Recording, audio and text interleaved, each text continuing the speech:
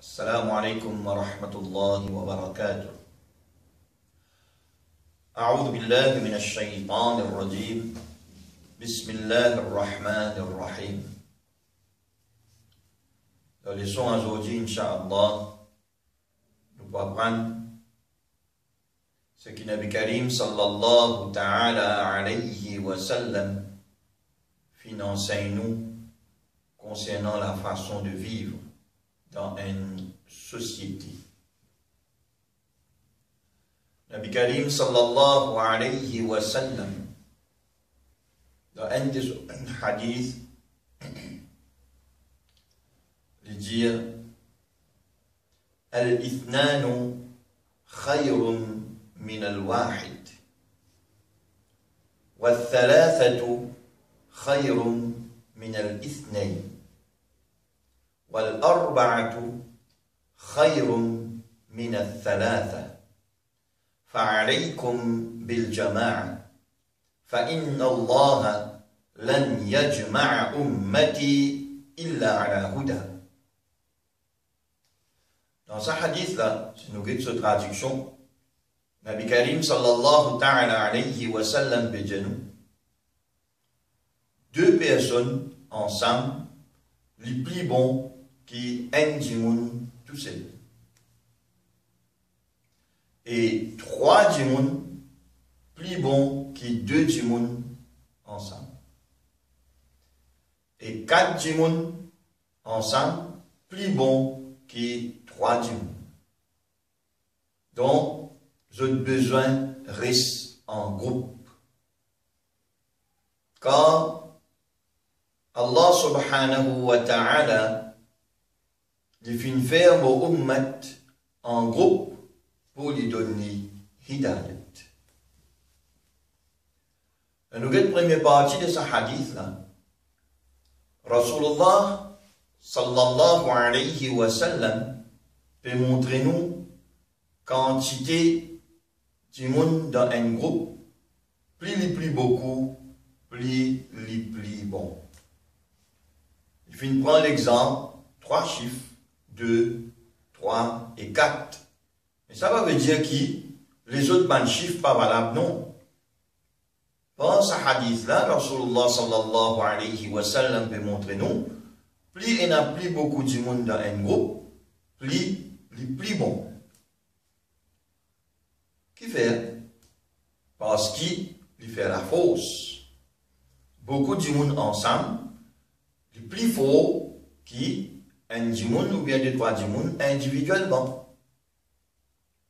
Il fait la fausse physique, il fait aussi la fausse morale et aussi il fait la fausse spirituelle et il a plus l'expérience.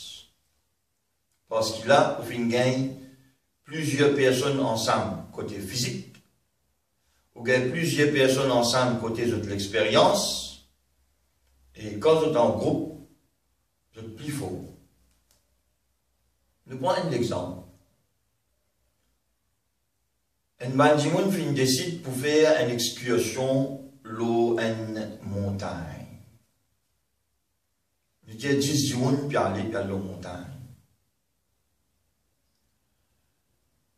Si tous les 10 dimoun restent ensemble, et arriver je perds chemin l'eau sa montagne là. Le plus facile pour tous les 10 ensemble trouver une solution comme manière pour regagner notre chemin ou bien pour tracer un nouveau chemin pour notre sortir dans la forêt. Mais par contre, si chaque 10 du monde, ça 10 du monde là, chacun là-dedans, fin sépare eux. Chacun à l'un côté. Et un là-dedans ou bien plus qu'il y a un fin perdu chemin. Il est capable de trouver un vrai chemin. Il est capable de trouver une solution, mais seulement les plus difficiles. C'est pour ça que le prophète peut montrer, plus au groupe, les plus grands, ou plus fort, et les plus bons, les meilleurs. Et par ça, Nabi Karim sallallahu alayhi wa sallam fait de nous l'autre, besoin reste en groupe. c'est pas juste une recommandation, ça. L'expression qui Nabi Karim sallallahu alayhi wa sallam fait servir dans le langage arabe, fa'alaykum. Dans nos langages, nous dire zot bizin. Bizin veut dire obligatoire. Nabi Karim sallallahu alayhi wa sallam peut décréter obligatoire pour ce ummat pour rester en groupe. Parce que c'est là-dedans qu'il y a une hidayat. Dans la dernière partie de sa hadith-là, le prophète sallallahu alayhi wa sallam fait nous connaître Allah Ta'ala met hidayat quand nous en groupe. Pareil, comment nous prenons l'exemple, ben qui finit égaré loin de montagne, dans la forêt, quand vous êtes en groupe, plus facile que vous êtes gagner hidayat que quand vous êtes séparés individuellement.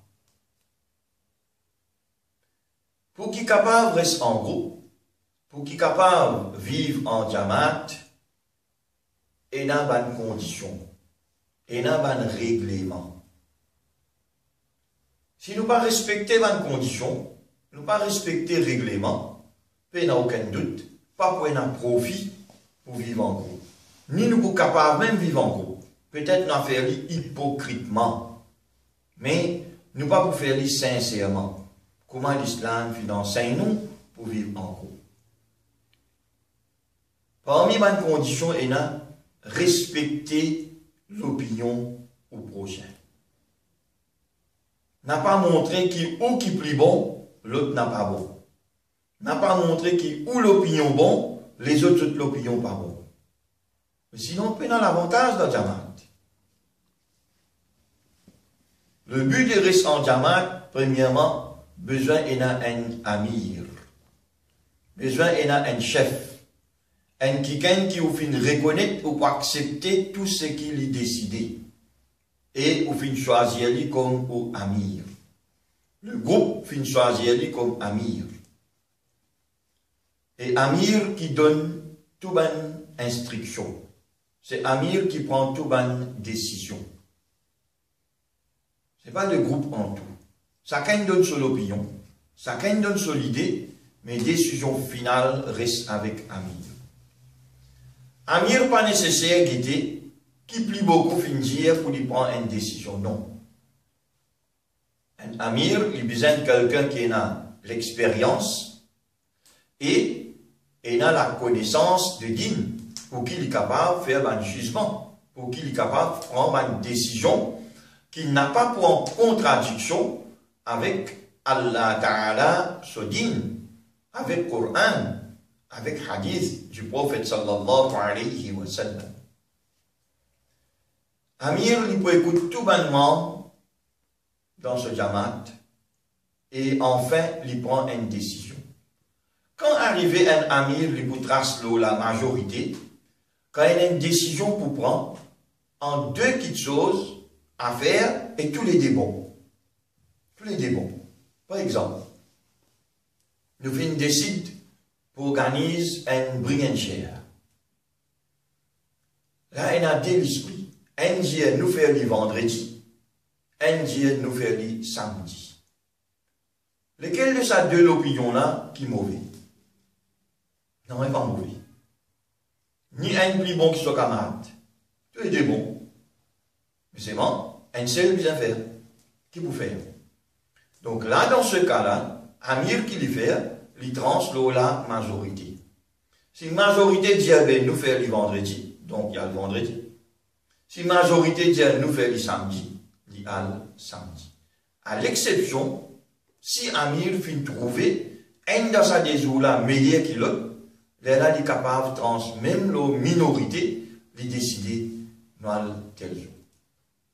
Avec raison, avec preuve, qui c'est qui lui peut dire plus bon que l'autre. Et donc, pour qui nous capables de vivre en groupe, nous devons comprendre le système de shura. Un shura veut dire nous faisons une mashwara, nous écoutons tout le monde causer, chacun donne son opinion, et là tout le monde cause n'importe, sans aucune raison, il a envie de telle affaire, il dit. Mais la majorité du monde, il cause avec raison. Il peut donner l'opinion, il dit qui fait, il peut donner sa l'opinion. Amir nous dit. Il fait deuxième causé, il note. Troisième causé, il note. Là, il fait une analyse, lequel qui pour plus bon, avec son opinion personnelle, là, il prend une décision. Comment on peut dire et redire, il n'est pas nécessaire basé sur la majorité. Parce qu'Amir là aussi, c'est quelqu'un qui a ilm, qui a connaissance et qui a l'expérience, il connaît qui est bon, qui n'est pas bon. C'est l'avantage qui nous a quand nous vivons en groupe avec Jamaat, où l'esprit est plus ouvert. Vous connaissez, tout le monde n'est pas capable de dire même quelque chose dans plusieurs langues. Là, quand je précisé, par exemple, je trouve sa colonne côté là, un projecteur là devant moi. Qui me peut trouver? Je peux trouver seulement sa face côté là, projecteur, et projecté là. Qui est là à l'arrière? Je ne pas connais, je ne pas trouver.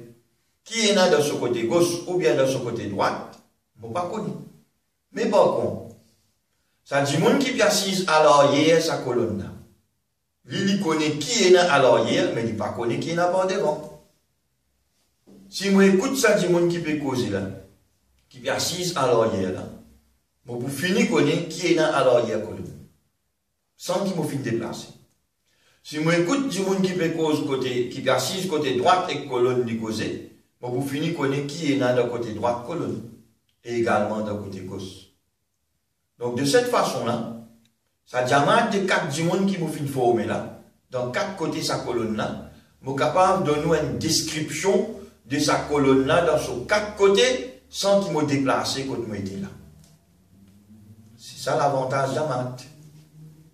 Regroupement de l'opinion et connaissance et l'expérience.